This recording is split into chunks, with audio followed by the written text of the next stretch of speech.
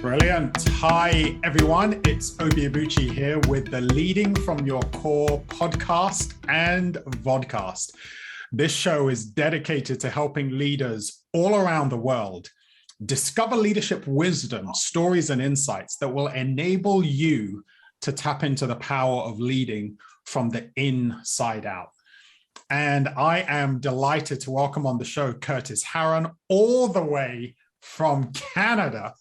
Curtis is the founder of CEO of Copilot and has 20 plus years experience in leadership, in turning around organizations and coaching roles.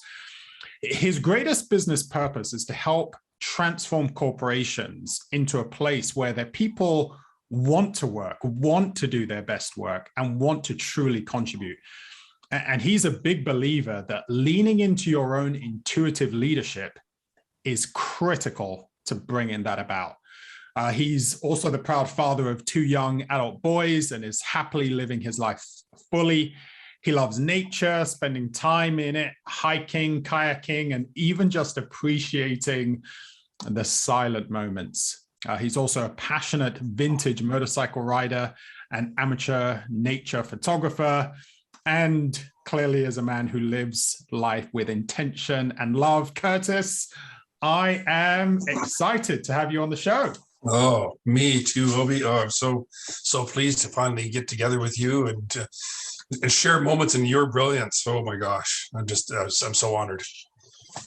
It's wonderful, and I'm looking forward to the conversation that we're going to have. And just before we started the show, you and I were talking about your background, and we'll circle back to some of those things because I know it's going to be rich insights for our listeners and viewers just to understand what does it take to be an unflappable leader. How do you build resilience?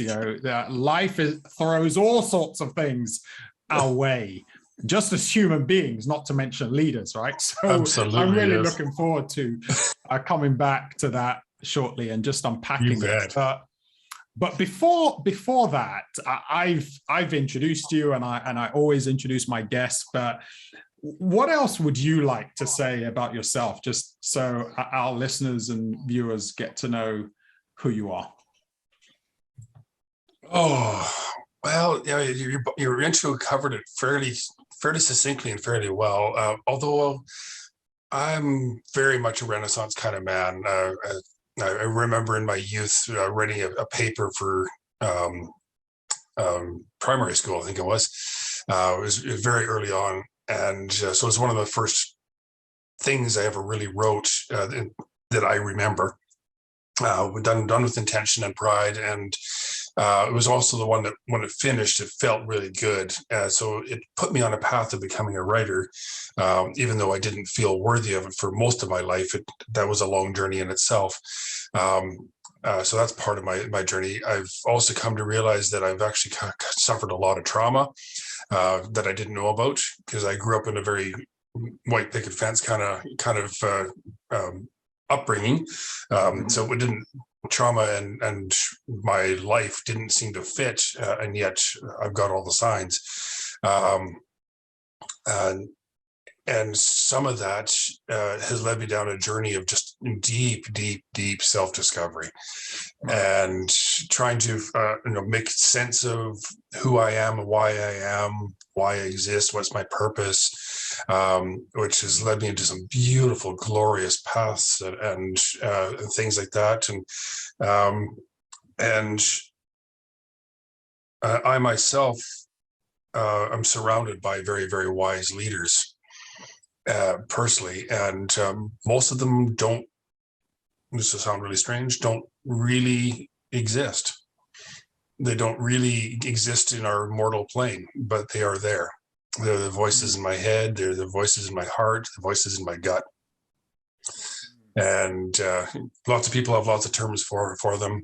I just call them my leaders, my guides, my people.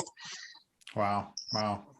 I love the fact that you started there, just sharing a bit about not the detail, but that you've experienced trauma, you've experienced challenges, and they have taken you deep within yourself on, you said, this journey of deep discovery that has led to some beautiful places and beautiful outcomes. And absolutely, what a testimony really to the value that comes from digging deep. So my big thing is leading from the inside out. You want to be resilient, you want to be purposeful, you want to be courageous, you want to live a life of meaning, a life of impact, a life of significance, not just success. Then the journey isn't out there. It's not all of the things that I can acquire and accomplish, but the journey is about going deep and discovering. You talked about those questions, discovering, who am I? What am I on this planet for? What is the unique contribution that I, Curtis, can make, that I, Obi, can make? Because when you discover that, there's an energy, a drive that is unleashed. It's hard to describe, but we're using some of that language of, you go deep, you discover some beautiful places, you experience greater capacity to handle things, to change, to contribute. So yeah, I just love the fact that you started that. It just sets us up for an incredible conversation. Yes, combination's good too. It is. It's a perfect word. So wonderful.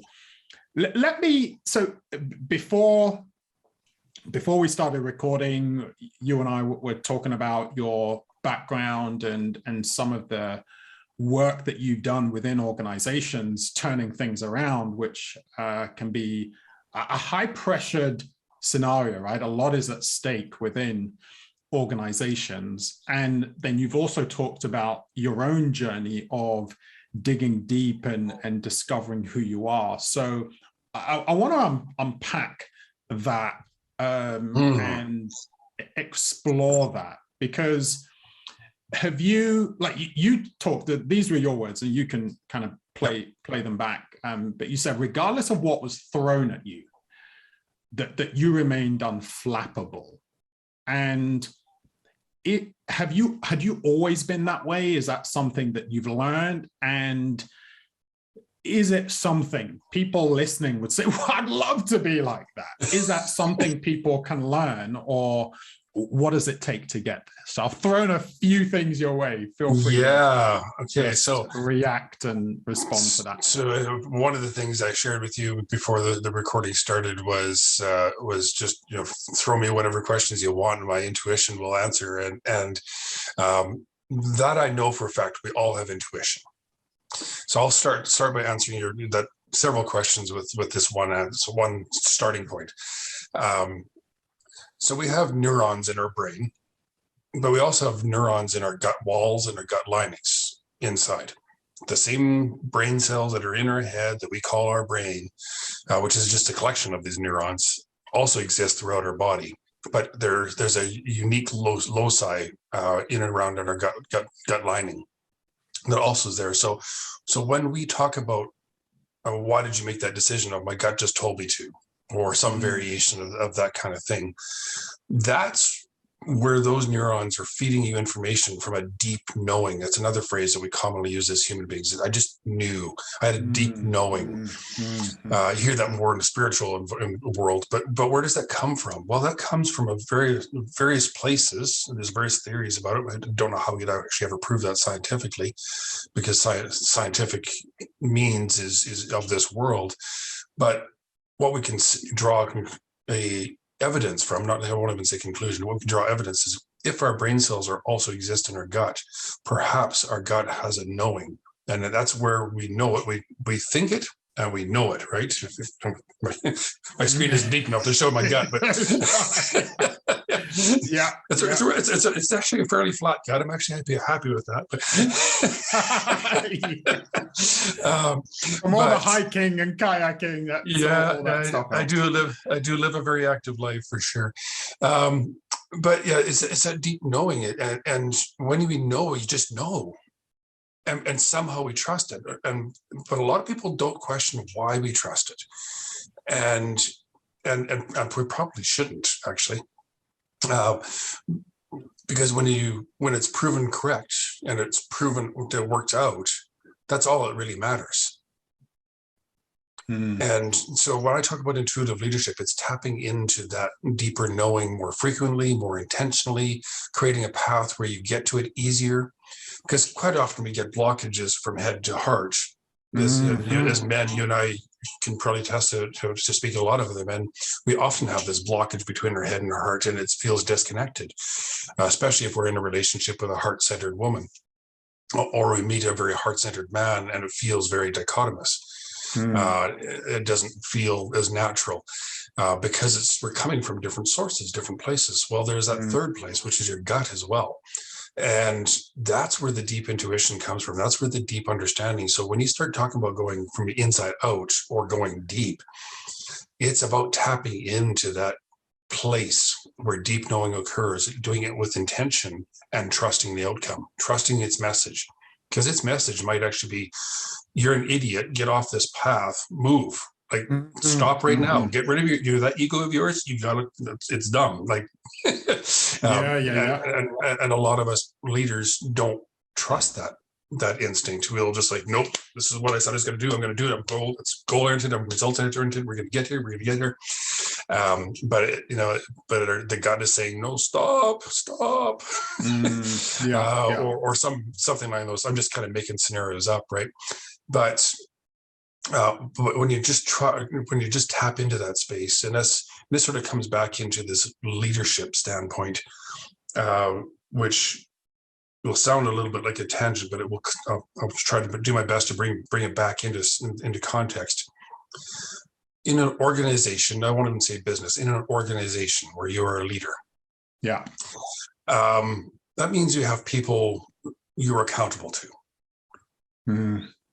and when you're accountable to people, the place you have to be accountable first and foremost is to yourself. So if you think of some of the world's political leaders, that's a tough word to swallow sometimes. Yes, especially right now. 100%. And you can see how shallow they are. You can see right through how meaningless their talk is. They'll say one thing and they'll do the exact opposite within days of each other, and they will not see the hypocrisy. The thing is, we as people see it. And if you are in a leadership position and brand yourself as a leader and truly own yourself in that role as leader, even if it's just of yourself, that means you have to be willing to go deep enough that you can understand what might be going on around you in all dimensions, everything around you. So, and it's, when I say all dimensions, it's not just what's your left, what's your right, what's up, what's down. That's what's in. We often forget about what's in, because to go in is actually kind of scary. We might find truths. We might find truths about ourselves we don't want to hear, and that's our ego speaking. And the sooner that we can overcome that fear of our own ego, because that's where the fear comes from, is learning the lessons that our insights have to teach us. However you want to call it. I call it my guides, but the people inside, the spirits, the God, the universe, source, all these words out there. I don't know that I have a name for it. I just know it's there. I can feel it. So when I started on this journey, I started learning to just trust that instinct, just trust what the message is. even if I didn't understand what it was, it's like, oh, you know, I've taken on jobs and it didn't feel right.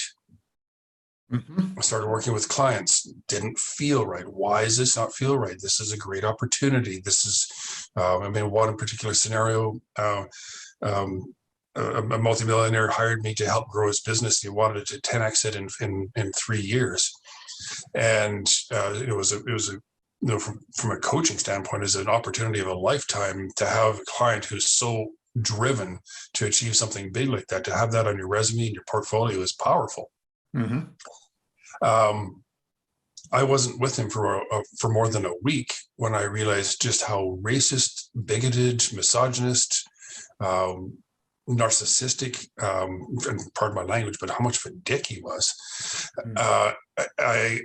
I couldn't, in any integrity, any variation or firm version of my own integrity, continue working with him. So I fired him on the spot in this one moment of revelation. And I don't want to get into it because it's such a distraction. But I mean, I walked away from a multi-million-dollar deal because it was not a good alignment. And I don't know how things would have turned out if I'd stayed on board, but I do know that this is nearly 10 years later, and he's no farther along than where I met him. So there was a man of very little depth, very little compassion, very little anything other than around himself. And on one level, he was very successful. He had a lot of money. But he reached a point where he could actually attain no more. Now, for me, I think that a lot of that comes down to his behavior, his choices, the way he lived, which was, you know, for all intents and purposes, just called very self-centered.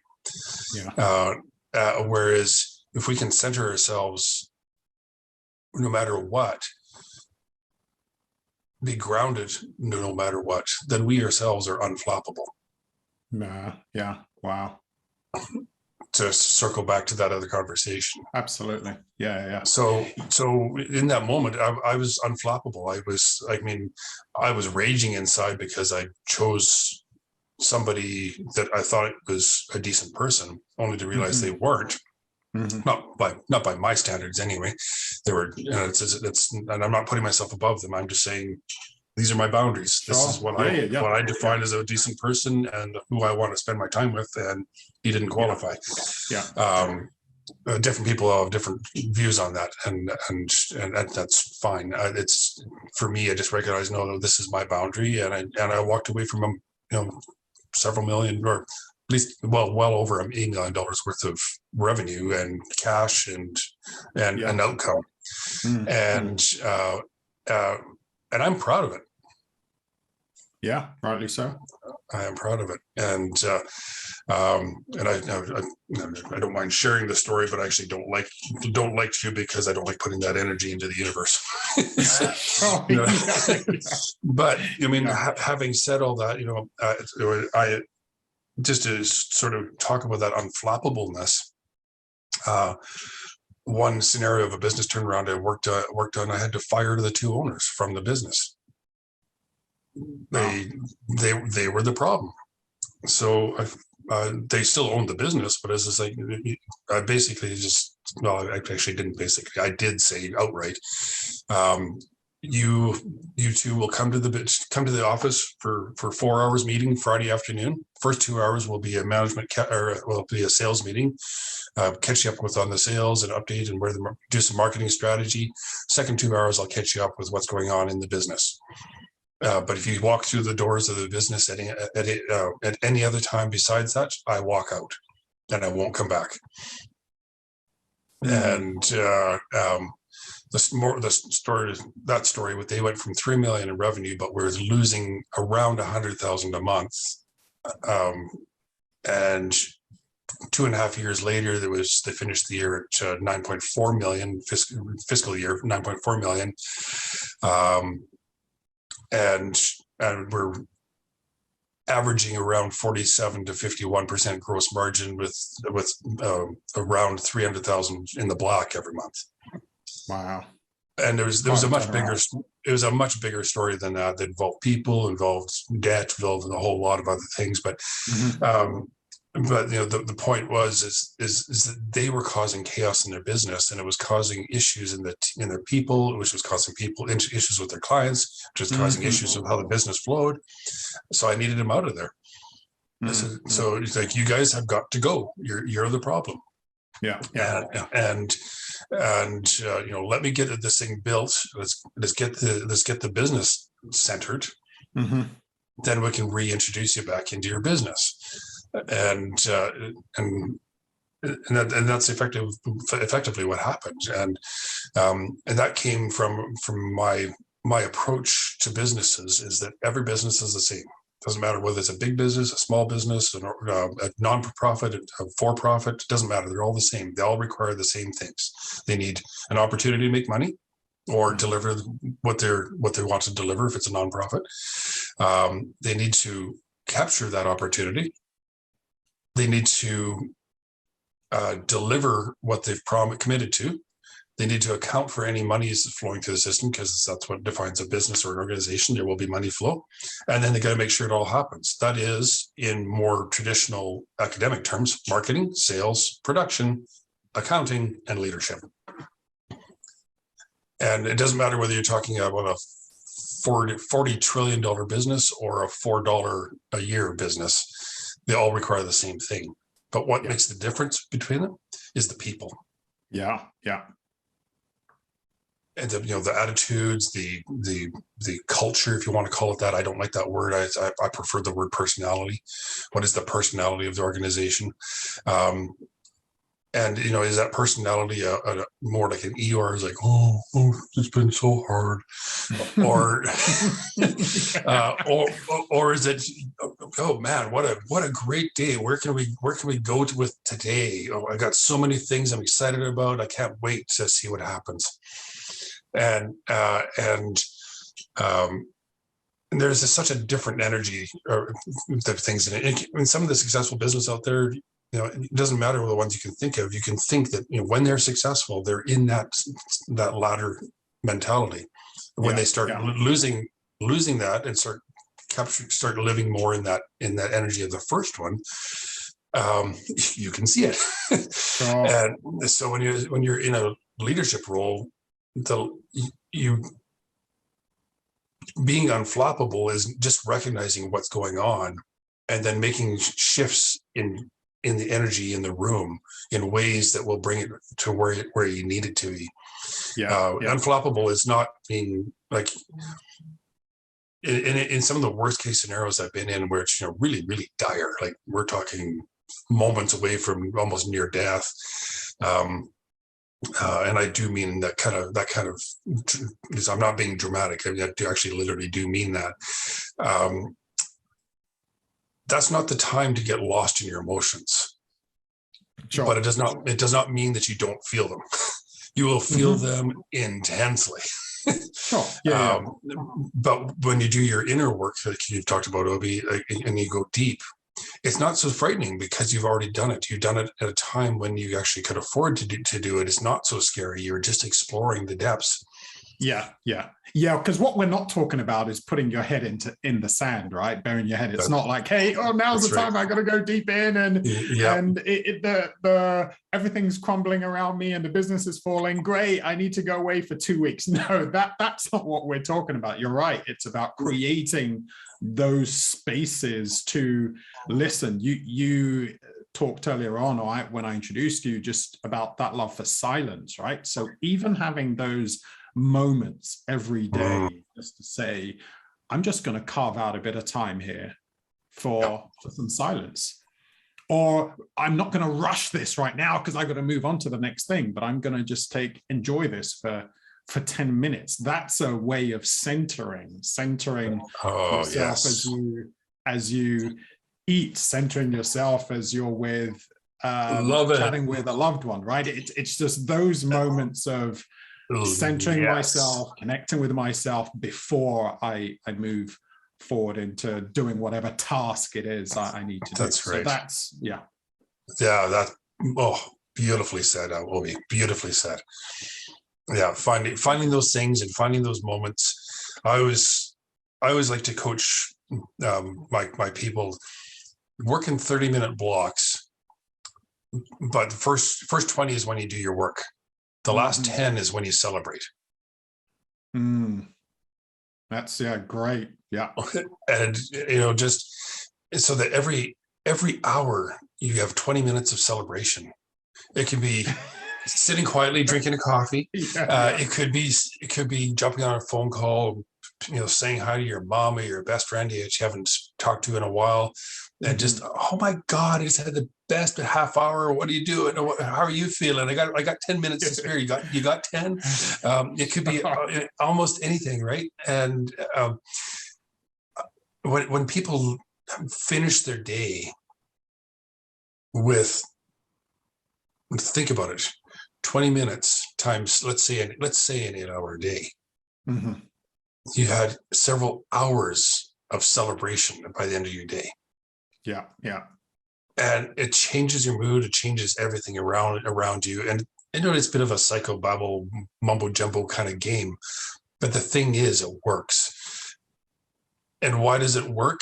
Because we as humans do tend to be fairly task oriented, but we don't necessarily, we tend to absorb the negative. We're kind of like batteries, I guess would be the way to look at it. Sure. We absorb the negative, and we feel we should emit the positive, but that's actually not how a battery works.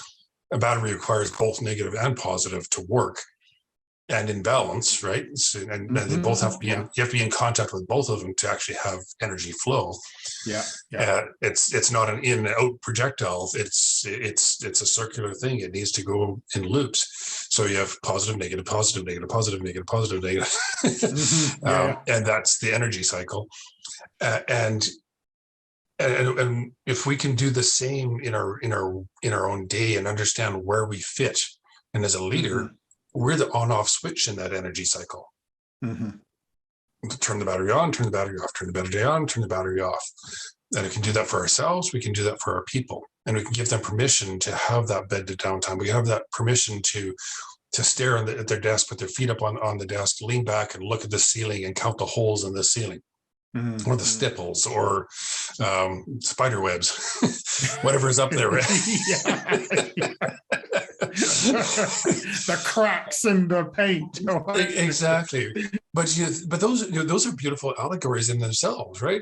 If you see cobwebs, it's been a while since I've actually been in this space and have allowed myself to reflect. Or you see cracks. Oh my gosh, I've left this a little unattended, haven't I? So that's, as soon as you start getting to that moment of reflection, that's your deep. You're going deep. Yeah. And you're exploring, and going deep doesn't have to be fearful or scary. It can be amazing. And this is a true story. I used to be a scuba instructor. I'm no longer current, so I can't call myself one. I have all the training and capabilities, but I'm non-current. But at the peak of my instructions, I was a very competent diver, very comfortable. And I went to Hawaii on vacation with my wife, who's 7 months pregnant with my son. And we went onto this dive to go look at sea turtles. And sea turtles are beautiful. They're things, but you have to understand they're breathing rocks. They sit on the bottom until they're out of breath, then they go to the surface, grab a breath, exchange the air, and then they sink back to the bottom, and that's their life. They capture food here and there, but it's really not exciting to watch. So because I was an accomplished diver, the dive master knew that I was okay, and I just kind of signaled I was going to go look at a coral head nearby. Sure. And so he could see me. I was in line of sight, but I was not with the group while they were enjoying the turtles. And I found myself on this coral head, about 40 feet of water, and it was just a little bit of a tidal surge, doing this back and forth. And I was watching the fish and the sea anemones just kind of doing this. And I'm perfectly neutrally buoyant, not like no weight whatsoever. If you ever gone scuba diving, you get neutrally buoyant, you have no sense of weight. You're just floating back and forth. Then all of a sudden, the sounds of a whale song starts pounding through the water. And underwater, you have no sense of direction. It's just the sound is everywhere. Wow. And so we've all heard the recordings of what whale sound is, right? And I'm doing this back and forth, and I'm in this state of just complete relaxation doing this. Then all of a sudden, big mouthful of salt water, and my eyes pop open, and I look down, and I see my breathing apparatus, my regulator, and I grab it, and I put it back in my mouth, I clear it out, I start breathing again, I start looking around, no other divers. So I'm looking around, no other divers. I finally look up, and there they are in the back of the boat. Every single one of them was out of their gear and looking down through the water column at me because the water is nice and clear. So I quietly swim up to the top, up to the surface, and they're going, "My God, you were just entranced. What were you watching? 45 minutes you were watching that. What were you doing?" And I came to the conclusion in that moment, I fell asleep. Wow. In the deep. So whoa.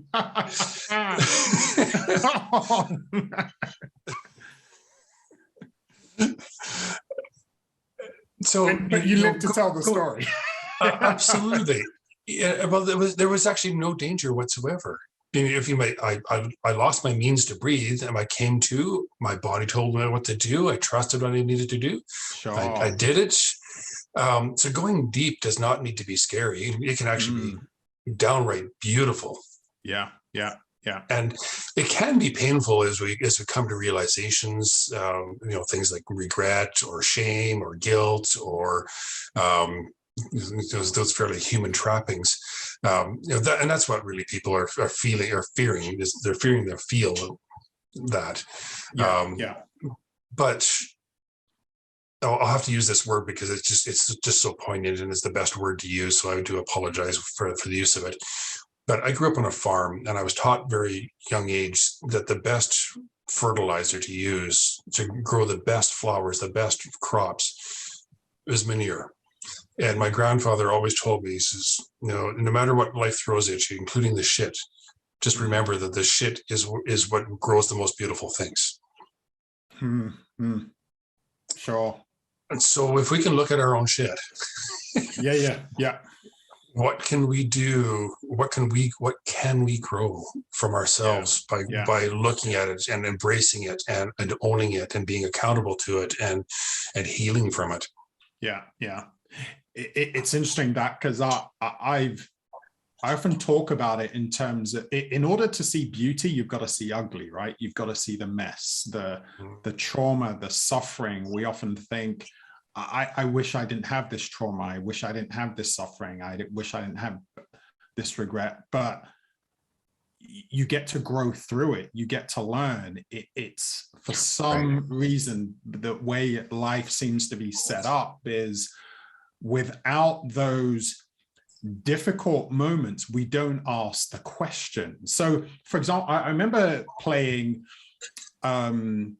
Snakes and Ladders with one of my boys many years ago. And, regardless, the way it's set up is you've got to go down the snakes every so often, but you will eventually get to the top. But he wasn't having fun. He thought, I hate these snakes. I just want to go up the ladders.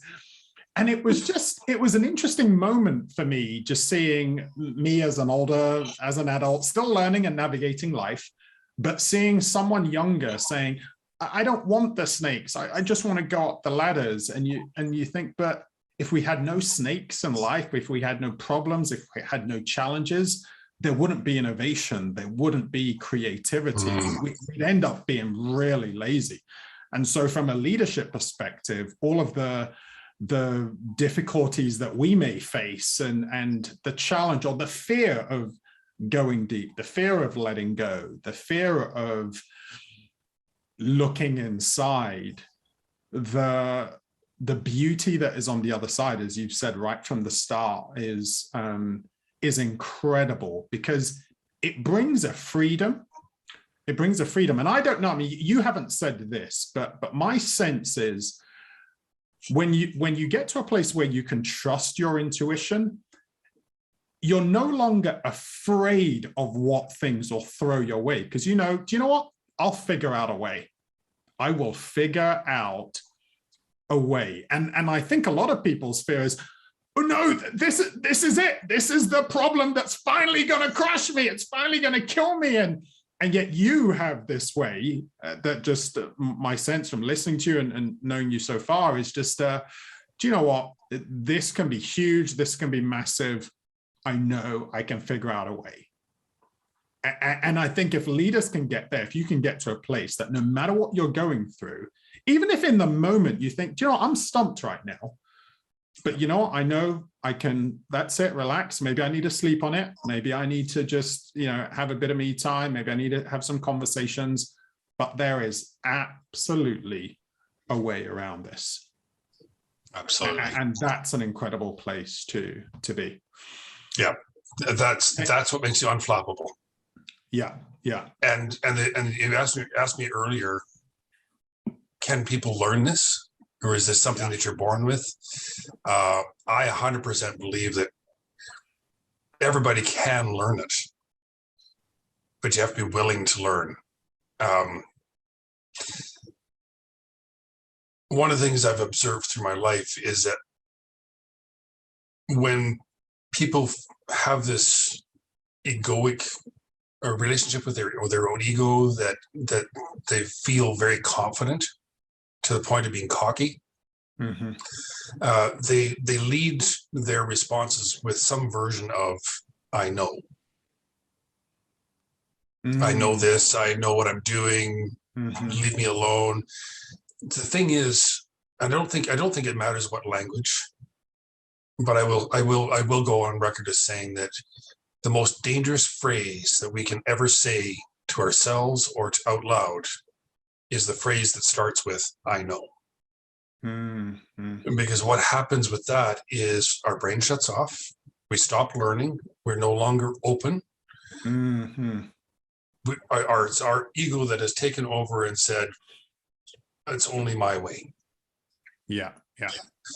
And the thing is, going back to your scenario where I don't know the answer to this, if you are in a solo business situation, well, you are the sole person in the boardroom talking to yourself.